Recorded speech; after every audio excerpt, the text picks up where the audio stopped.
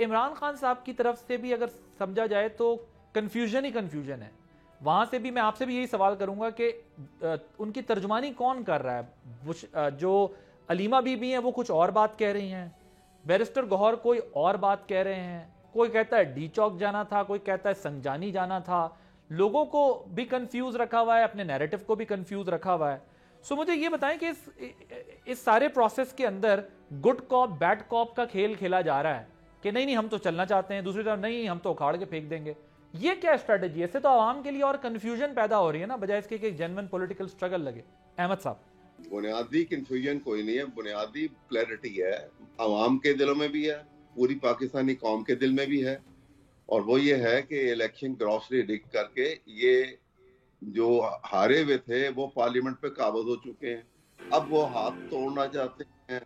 کبھی وہ بات کہتے ہیں کہ ہم نہیں کریں گے, کبھی کہتے ہیں کہ ہم میں ان سے پوچھتا ہوں کہ کہتے ہیں کہ جی انہوں نے 10 سال پہلے بھی انہوں نے وہ فلاں جگہ پہ حملہ کیا تھا, ان کے ہاتھ توڑ دو. پھر یہ کہتے ہیں کہ جی انہوں نے درخت جلا دیے تھے, ان کے ہاتھ توڑ دو.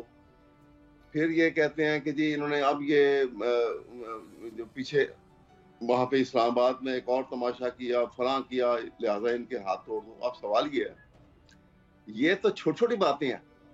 اگر ہاتھ توڑنے کے اوپر ہی بات ہے تو پھر ہاتھ قلم کرنے کے لیے تو سپریم کورٹ پہ جو حملہ ہوا تھا پہلے ان کے ہاتھ قلم کر دو, پھر آؤ بیٹھ کے بات کرتے ہیں. کیا باتیں کرتے ہیں آپ؟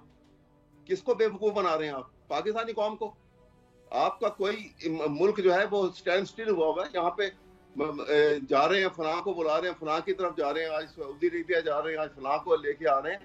کسی ایک نے ایک دھیلے کی انویسٹمنٹ یہاں پہ کہا دیے پیسہ کرنے کے لیے؟ ایم او یو لکھوا لینا کوئی انویسٹمنٹ ہوتی ہے؟ یہ باتیں جو ہیں یہ بیوقوف بنا رہے ہیں. قوم بیوقوف بننے کو تیار نہیں ہے. اس لیے نہیں ہے کہ اگر آپ کہتے ہیں کہ جی آپ تو بڑی الیکٹ ہو کے آئے ہیں, تو میں نے تو پہلے بات کی تھی کہ اس کا جھگڑا ختم کرنے کا ایک بڑا آسان طریقہ ہے, آپ الیکشن آڈٹ کروا لیں. سارا کسی کو اعتراض ہی نہیں رہے گا, بالکل, نہ آپ کو رہے گا نہ کسی اور کو رہے گا.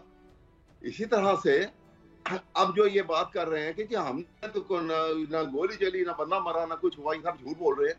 سارا انٹرنیشنل میڈیا, آپ وائس آف امریکہ کو سن لیں, بی بی سی سن لیں, آپ وائس آف جرمنی سنیں, آپ تمام جتنے فورن ٹیلی ویژن ہیں, الجزیرہ کو سنیں, تمام کو سنیں, وہ سب جو ہیں وہ سب جھوٹ بولتے ہیں. یہ جو ہے دودھ نے لائے ہوئے ہیں, یہ سچ بول رہے ہیں.